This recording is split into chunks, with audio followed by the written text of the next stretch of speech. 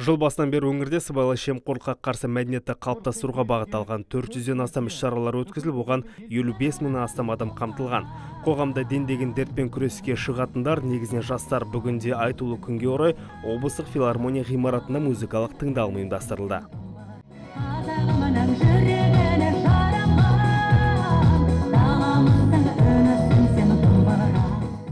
Елімізде 2025 жылға дейінгі сыбайлас жемқорлыққа қарсы стратегия жүзеге асырылуда. Озық елдердегідей жүйелі алдын алу тетіктері енгізілген. Дегенмен Ғанижан Асанұлы сыбайлас жемқорлықтың алдын алуға күш жұмылдыру әрбір азаматтың парызы болуы шарт деген пікірде.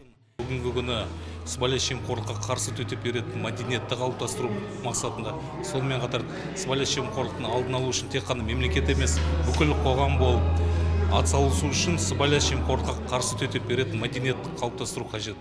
Осы ретте бүгінгі күні біздің мемлекеттік қызмет істері және сыбайлас жемқорлыққа қарсы іс-қимыл агенттігінің облыстық департаменті мен Шәмші Қалдаяқов атындағы облыстық филармония бірлесе отырып музыкалық тыңдалым қойып отыр.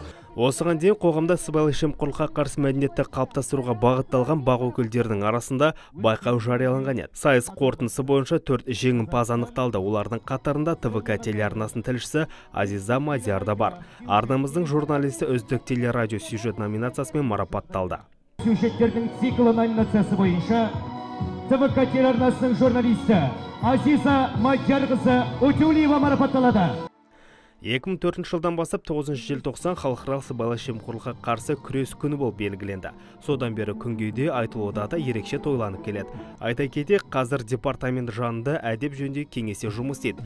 Бұл мекемеге құқық бұзушылық фактісін байқаған кез келген азамат жүгіне алады. Сондай-ақ тұрғындарға 51 51 51 нөмірі бойынша сенім телефонда қызмет етеді.